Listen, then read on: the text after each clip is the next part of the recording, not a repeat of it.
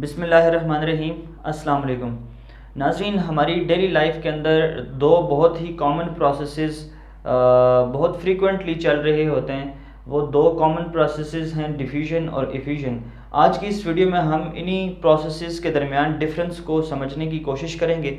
इससे पहले अगर अभी तक आपने मेरे चैनल को सब्सक्राइब नहीं किया तो सबसे पहले इस चैनल को सब्सक्राइब कर लें और साथ ही में मौजूद बेल आइकन को भी लाजमी प्रेस करें ताकि आपको आने वाली वीडियोज़ के नोटिफिकेशंस बर वक्त मिलते रहें। तो नाज़रीन, सबसे पहले हम डिफ्यूजन को समझ लेते हैं और उसके बाद डिफ्यूजन की डेफिनेशन भी करेंगे कि डिफ्यूजन को कैसे हम डिफ़ाइन कर सकते हैं। सबसे पहले आप इस डायग्राम को देखें कि ये मेरे पास एक कंटेनर मौजूद है और इस कंटेनर के अंदर मैंने एक पार्टीशन रखी हुई है और पार्टीशन के लेफ़्ट हैंड साइड के ऊपर मैंने एक तरफ ऑक्सीजन गैस फिल की है और दूसरी तरफ मैंने नाइट्रोजन डाइऑक्साइड गैस फिल की हुई है। ठीक है, अब ये दोनों गैसेस इस पार्टीशन की वजह से एक दूसरे से सेपरेटेड आउट हैं, ये एक दूसरे के साथ इंटरमिक्स नहीं हो सकती।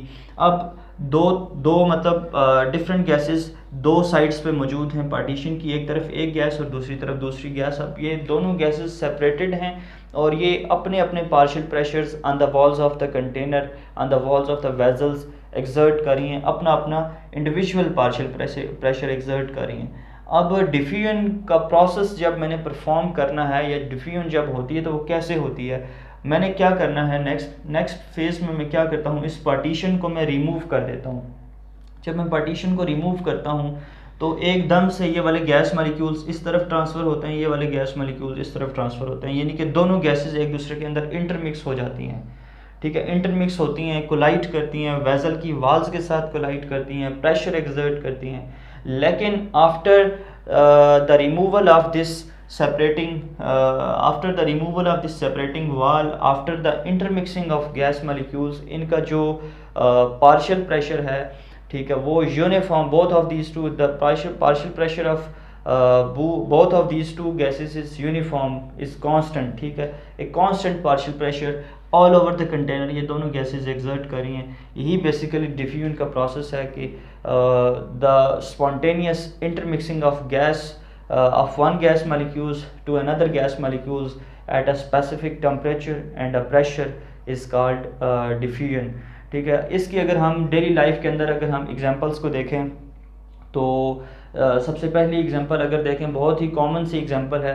अगर हम गैसेस की बात करें, जो फ्रेगरेंस होती है, खुशबू जिसको हम कहते हैं, ठीक है, उसको अगर हम किसी रूम के एक कोने में छोड़ें तो उसके बाद उस फ्रेगरेंस मॉलिक्यूल्स जो होते हैं, परफ्यूम मॉलिक्यूल्स होते हैं, ऑल ओवर द रूम जो है वो फैल जाते हैं, ऑल ओवर द एनवायरनमेंट फैल जाते हैं, एनवायरनमेंट के अंदर गैसेस के साथ डिफ्यूज़ हो जाते हैं। ये भी बेसिकली डिफ्यूजन की एक एग्जांपल है। उसके बाद अगर दूसरी एग्जांपल देखें हम, सपोज़ हमारे पास टी लीव्स होते हैं, ठीक है, या फिर हम जब चाय के अंदर जो टी डालते हैं और उसको हम स्टिर करते हैं तो उसके बाद उसको कलर आ जाता है एक स्पेसिफिक अमाउंट तक। जितना ज़्यादा स्टिर करेंगे उतना ज़्यादा कलर आएगा, कम स्टिर करेंगे तो कम कलर आएगा।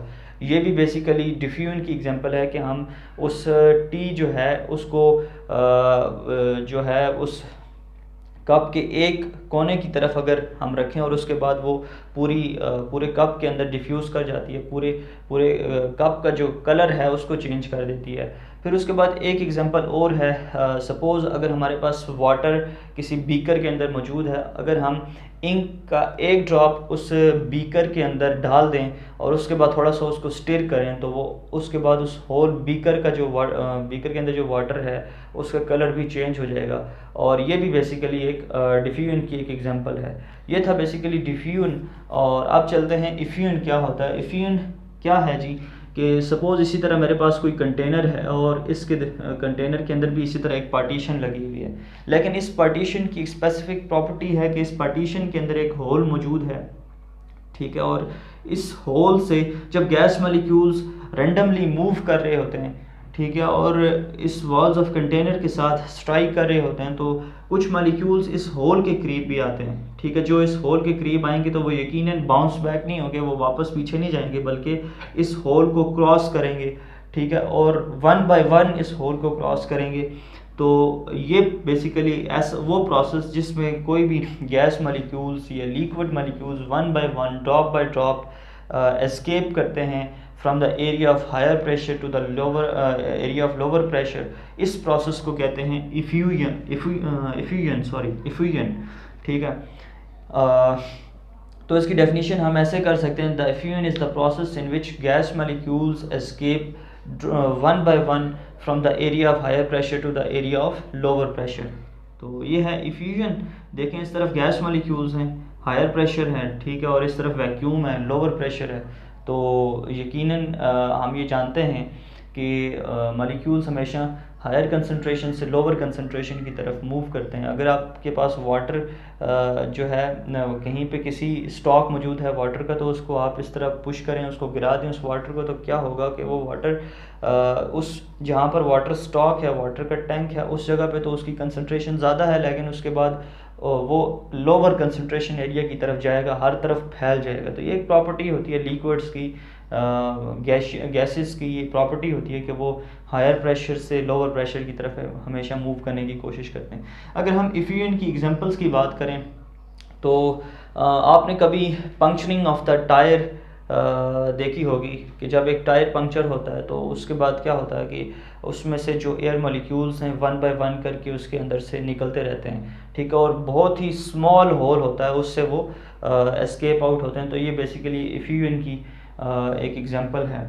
इसके अलावा और भी काफ़ी एग्जांपल्स हैं इफ्यूजन की। उसमें अगर आप देखें तो सपोज़ आपके पास वाटर टैंक है और उसमें से ड्रॉप बाय ड्रॉप वाटर के जो ड्रॉपलेट्स हैं वो नीचे आ रहे हैं, तो ये भी बेसिकली उस चूँकि एक होल से एस्केप आउट हो रहे हैं वाटर टैंक से, तो ये भी इफ्यूजन की एक एग्जांपल है। तो ये था बेसिकली क्या डिफरेंस है डिफ्यूजन और इफ्यूजन के बीच।